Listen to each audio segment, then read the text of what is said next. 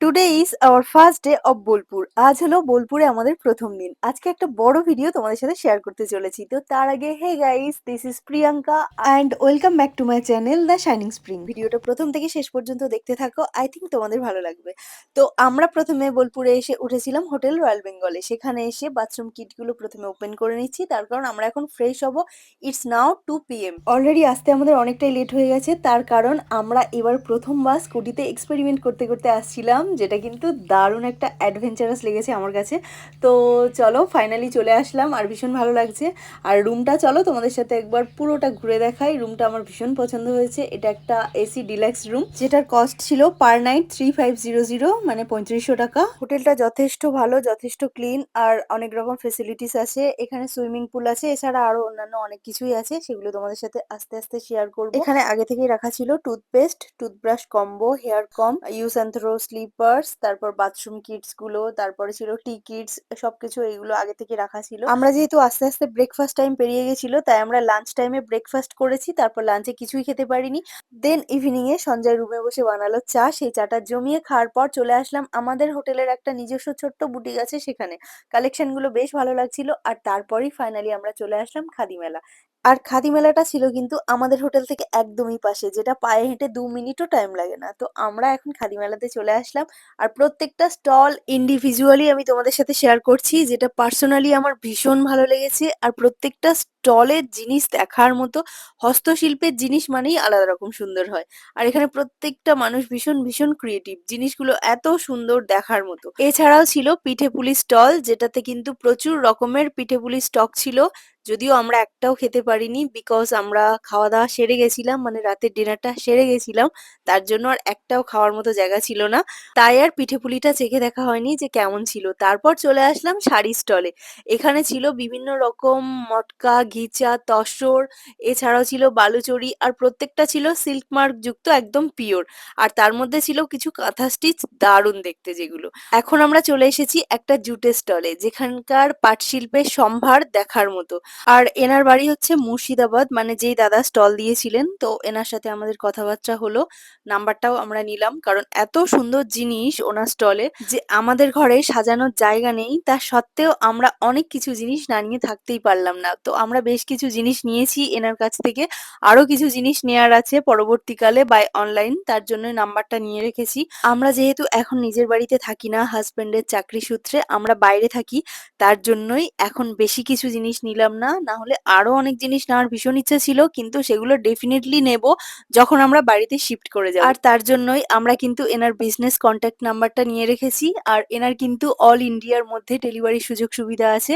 আর এছাড়া ইন্ডিয়ার বাইরেও কিন্তু ওনারা অনলাইন ডেলিভারি দিয়ে থাকেন। আর ওনাদের দোকানের জিনিস এত সুন্দর, জাস্ট অসাম। এইসব জিনিস জীবনে একবার জাস্ট ইউজ করতে হবে, আর কিছু না। কিন্তু দুঃখের বিষয় এটাই যে কিছু মানুষ তো হস্তশিল্পের কদর বোঝেন, আর কিছু মানুষ একেবারেই বোঝেন না, যারা তারা ছুঁয়েও দেখেন না এসব জিনিস। তো ওনারা ভীষণ দুঃখ করছিলেন যে এত দূর থেকে এত সুন্দর সুন্দর জিনিস নিয়ে অনেক আশা করে এসে এখানে স্টল লাগিয়ে থেকে বিজনেস করার জন্য এনারা রয়েছেন, কিন্তু বিক্রি একেবারে নেই বললে তার জন্য লাভটাও কম। আর যেহেতু ওনারা খাদি মেলাতে বসেছেন, তাই ওনাদেরকে একটা হেভি অ্যামাউন্ট দিয়ে বসতে হয়। তো সেই জায়গা থেকে সবাইকে রিকোয়েস্ট করব যে যখনই এরকম হস্তশিল্পের কোনো মেলা দেখবেন, অবশ্যই কিছু কিনবেন, তাতে হস্তশিল্পগুলো বাঁচে অন্তত আমাদের বাংলাতে। তো তারপর চলে আসলাম একটা হ্যান্ড পেইন্টের দোকানে, আর এখানে ছিল ভীষণ সুন্দর টি শার্টের ওপর হ্যান্ড পেইন্ট। তারপর চলে আসলাম একটা ক্রুশের দোকানে, এখানে ক্রুশের কাজ করা বিভিন্ন সুন্দর সুন্দর জিনিস, বিশেষ করে মেয়েদের জিনিস, বাচ্চাদের ফ্রক, স্কার্ট, এত সুন্দর সুন্দর। তো আমি সঞ্জয়কে এখানে বলছিলাম যে আমার যদি একটা মেয়ে থাকতো, আমি এখান থেকে অনেকগুলোই কিনে নিতাম, ভীষণ পছন্দও হয়েছে আমার। বাট কি আর করা যাবে, আনফরচুনেটলি আমার একটা মেয়ে নেই, এটাই আমার সব থেকে দুঃখ। তো তারপর চলে আসলাম একটা কাঁথা স্টিচের দোকানে। এখানে আছে পিওর সিল্কের ওপর কাঁথা, আর কাঁথা স্টিচের শাড়ি নতুন করে বলার কিছু নেই, এর প্রতি আমার একটা আলাদাই ভালোবাসা আছে। আর একটা শাড়ি তো আমি নেবো বলে পুরো ফাইনাল হয়ে গেছিল, বাট একটা প্রবলেমের জন্য নেওয়া হয়নি। যাই হোক, পরবর্তীকালে নেওয়ার অপেক্ষায় থাকলাম। আর তারপর আমরা চলে এসেছিলাম একটা কাশ্মীরের স্টলে, যেখানে ছিল বিভিন্ন রকম কাশ্মীরি শল, কাশ্মীরি জ্যাকেট বিভিন্ন রকম। আর এনারা কিন্তু এসেছিলেন কাশ্মীর থেকে। আর এখানে যতজন স্টল দিয়েছেন ম্যাক্সিমাম মানুষজনই এসেছিলেন মুর্শিদাবাদ থেকে, কিছুজন এসেছিলেন মালদা থেকে, কিছু মানুষ এসেছিলেন মেদিনীপুর থেকে, কাশ্মীর থেকে। তো এইভাবে বিভিন্ন জায়গা থেকেই এসেছিলেন, কিন্তু খাদি মেলাতে আর আগের মতো ভিড় হয় না, যেটাই সব থেকে দুঃখের বিষয়। তো প্রত্যেক মানুষ যদি আমরা হস্তশিল্পকে একটু সাপোর্ট করি, তাহলে অন্তত গ্রাম বাংলার হস্তশিল্পগুলো একটু বাঁচে। হ্যাঁ, হস্তশিল্পের জিনিসগুলো হয়তো মেশিন মেড জিনিসের তুলনায় একটু দাম বেশি, একটু কস্টলি। তার কারণ তো হবেই, পিওর জিনিস, অর্গানিক জিনিস যখন হাতে বানানো হয় বিভিন্ন কর্মচারী দিয়ে, তখন কিন্তু সেটার দাম বেশিই হয়। আর পিওর জিনিসের তো অলওয়েজ দাম বেশি হয়। তাই প্রত্যেককে একটাই কথা বলবো যে সামর্থ্য থাকলে অবশ্যই হস্তশিল্পের জিনিস কিনুন, কারণ হস্তশিল্পের জুড়ি মেলা ভার, এই জিনিসের কোনো বিকল্প কিছু হয় না। তো তারপর চলে আসলাম আমরা একটা কাঁথা স্টলে, যেখানে ছিল বিভিন্ন রকমের কাঁথা আর ভীষণ সুন্দর দেখতে। আর সাথে ছিল কিছু মন ভরানো মুর্শিদাবাদ সিল্কের কালেকশন, যেগুলো দুর্দান্ত দেখতে ছিল। আর যেটা স্টার্টিং প্রাইস ছিল 3500 টু অনওয়ার্ডস। এখানের মধ্যে ব্ল্যাক শাড়িটা আমার ভীষণ ভালো লেগেছিল। আর তারপর এখানে চলছিল নৃত্যনাট্য, যেটা ভীষণ ভালো হচ্ছিল। কানে তো আসছিলই, কিন্তু বসে আমি ততটাও দেখিনি, গোলু আর সঞ্জয় বসে দেখছিল। তারপর আমি চলে আসলাম একটা জুটের জুয়েলারি স্টলে। এখানে ছিল অনলি জুটের ওপর জুয়েলারি, আর ভীষণ ভালো দেখতে ছিল এগুলো।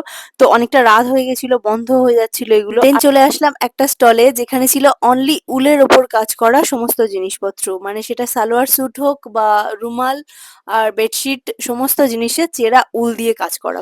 ভীষণ সুন্দর দেখতে প্রত্যেকটা জিনিসই, এত ভালো কালেকশন। আর একটা জায়গায় বেড়াতে এসে এত কিছু কেনা একসাথে পসিবল কখনোই নয়, বাট সবকিছু কিনি আর না কিনি, এই জিনিসগুলো দেখা মানেই কিন্তু নিজের চক্ষুকে সার্থক করা। এত সুন্দর আর্টিস্টের ছোঁয়া, এই জিনিসগুলো হাতে ধরে দেখার আনন্দই আলাদা। আর এগুলো কিন্তু অনেক বেশি দামও না। আমি এখান থেকে কিছু জিনিস নিয়েছি, আর প্রত্যেককেই বলবো তোমরাও পারলে কিছু জিনিস নাও, ওদেরকে সাপোর্ট করো।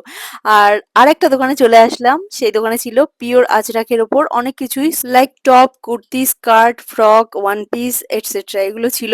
আর সব শেষে যে গেছিলাম, ওখানে ছিল ফ্রেঞ্চ নট স্টিচের উপর কিছু কাজ করা জামা কাপড়, ভীষণ সুন্দর দেখতে। আর তারপর বসে দেখলাম একটু নৃত্যনাট্য। আর সব শেষে ফাইনালি চলে আসলাম আমরা হোটেলে। তো এখন রুমে চলে এসেছি, এসে চুলটাকে একটু বেঁধে নিলাম। আর তারপরে কয়েকটা জিনিস কিনেছি, চলো তোমাদেরকে দেখাই। এখানে কিনেছি কয়েকটা খাদির গামছা। তো গামছাগুলো দেখো কেমন হয়েছে, অবশ্যই কমেন্টে জানিও। ভীষণ সুন্দর লেগেছে আমার, আর লাইট কালার একদম। তারপর নিয়েছিলাম খাদির রুমাল। আর এগুলোতে ছিল খাদির জিনিসপত্র, আর কয়েকটা জুটের জিনিসও কিনেছি, চলো দেখাই এক এক করে। তো এখানে নিয়েছি একটা জুটের সাইড ব্যাগ। ব্যাগটা ভীষণ ভালো দেখতে, এখানে মাল্টি কালারও ছিল, বাট আমি এই কালারটাই নিয়েছি, অরেঞ্জ আর জুট কালারের মধ্যে। আর নিয়েছি কতকগুলো কোস্টার, ছোট কোস্টার বড় কোস্টার মিলিয়ে। তো এগুলো আমার খুব ভালো লেগেছে, তো এইগুলো নিলাম। আর নিয়েছি ভীষণ সুন্দর একটা জিনিস, আমার খুব পছন্দ হয়েছে, এটা হচ্ছে ওয়াল হ্যাঙ্গিং, মানে কার্টেনের সাইড থেকে যেগুলো ঝোলানো থাকে। তো দারুণ দেখতে, এগুলো ব্যালকনিতে ঝুলালেও ভীষণ ভালো লাগবে। তো আমি এটা তো কিনেছি, আমার ভালো লেগেছে, নিয়ে নিয়েছি, কিন্তু আমি যেখানে থাকি এখানে সাজানোর জায়গাই নেই। তো এটা যখন আমি ফ্ল্যাটে যাব আমার, তখন ওখানে সুন্দর করে ডেকোরেশন করব, তার জন্যই আমি নিয়ে রেখেছি। তো এটা এরকম দেখতে, দেখো লুকসটা ভীষণ সুন্দর। তো এই হলো। আর নিয়েছি গুল্লুর জন্য একটা জুটের হ্যাট, এটাও কিন্তু ভীষণ সুন্দর দেখতে। আমার হস্তশিল্পের জিনিস মানেই ভালো লাগে, সব জিনিসগুলো এত ভালো লাগে আমি কি বলবো। আর এখানে আর ডিনার করাটা ছিলাম না, ডিনারটা একটা শর্ট ভিডিওতে শেয়ার করে দিয়েছি অলরেডি। তো আজকের মতো ভিডিওটা এই পর্যন্ত, সবাই খুব ভালো থেকে সুস্থ থেকো, টাটা, দেখা হচ্ছে নেক্সট ভিডিওতে। যারা ভিডিওটা প্রথম দেখছো প্রত্যেকে সাবস্ক্রাইব করে দাও, লাইক কমেন্ট শেয়ার করো।